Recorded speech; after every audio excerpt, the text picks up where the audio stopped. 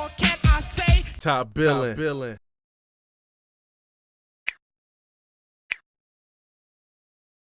All right, y'all. Breaking news out of the current mecca of college football, and that is Tuscaloosa, Alabama. We're on again, off again, it seems.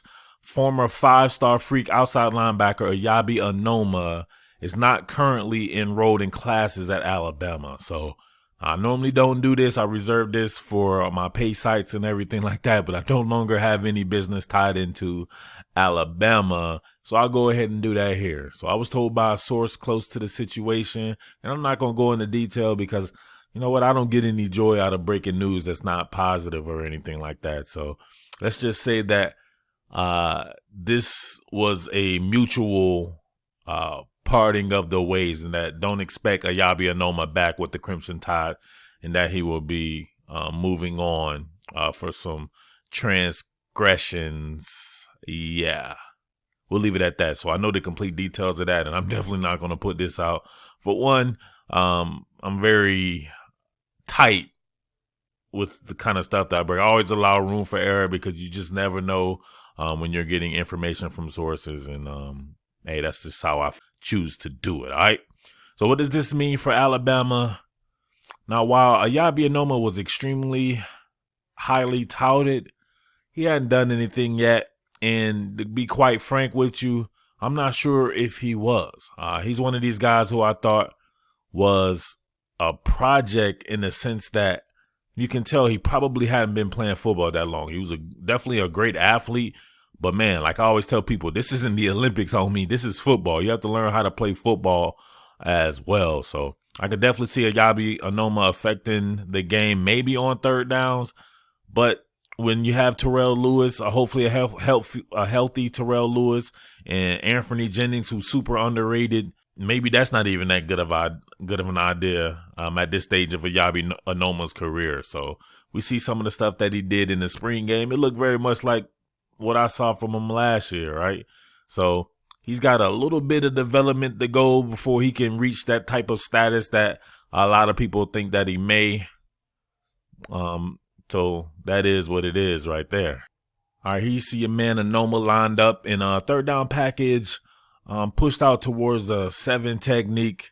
So I like him out there in space, maybe try to use some of his athleticism, but you'll see what I'm saying right here, man. He has a long way to go in his development, in my opinion. So we see him off the snap right here, going against Alex Leatherwood. Always be first. No. Doesn't necessarily first right here. You want to, if you're Eyabi Anoma, you want to try to get those hands jammed into the chest of Leatherwood, and you want to dictate to him. But he's a little slow on that, right? So I'm not sure what this move is. It's kind of a shuffle step move. So Leatherwood pretty much runs him out the play. So this play is done, man. It's done. But this is the spring game, and this is what happens right here. So he actually ends up getting a sack out of this because all you have to do is touch the quarterback. So your man Tonga Valoa is holding on to the ball, drifting. Plays over, and somehow Anoma is way out here where my man has took like a 12-step drop, and he gets a one-hand touch sack. So obviously that wouldn't have counted. Tonga Valoa would have definitely broken that and then delivered the pass like he did here. That's pretty much what you get from Anoma right now. He's not able to quickly transition from move and chain a different move together and hit you on the inside and maybe spin or dip and rip or something like that. He just does not have that in his arsenal yet. All right, here's an even better angle of it. So he's actually lined up almost at a 9 technique, right? So he's way out there. So you want to see him get off the snap right now, get that pad level low, be able to give him at least half a man or something like that. So I'm not sure. That's not necessarily a move right there. That's kind of almost like a bailout. Like you want to start 2-gapping right there. Like I want to see where the QB is going. But this is third down, right? Make a move. Commit to a move and try to get around Leatherwood. But you see right there, it stops his feet. So that play is done right there. Normally in a regular game, Tonga Valoa would have gotten the ball out right now. But you know the rest right here. And one hand was not going to get any quarterback. All right, so I'm excited because, not excited for the fact you don't want to see anyone go through anything to where they have to leave a football team. But I'm excited for my young boy. That is one Kevin Harris from right here in Grayson, Georgia, Kevin played at Grayson High School, and I've seen him in countless different fashions and settings and everything. And I think he's at least as far along as Eyabi Anoma was already as a true freshman, because he's played high-level ball, competitive ball to where, now, don't get me wrong, so did Eyabi Anoma, but I'm not sure if he's been playing football as long as Kevin Harris, but I think Kevin Harris may be a better prospect than Anoma already.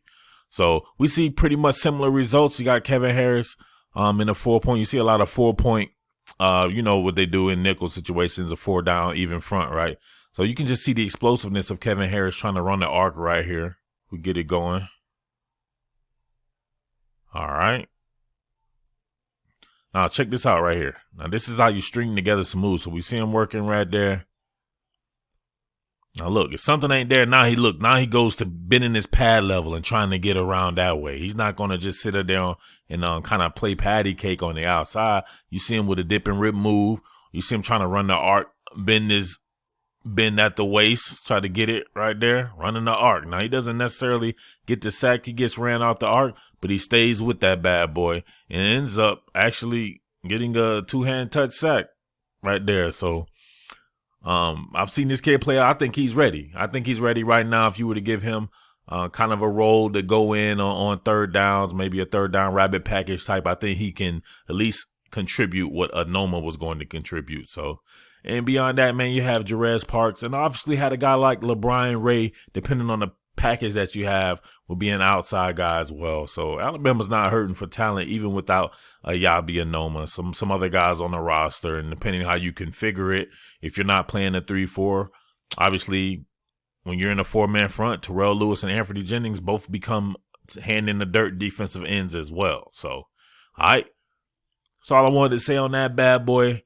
But we know what it is. The Alabama Crimson Tide's the mecca of college football, and we'll be fine, and we'll be in the thick of things, raring to go. All right. But with that being said, it's your boy Murph, and I am out. What more can I say? Top Billin.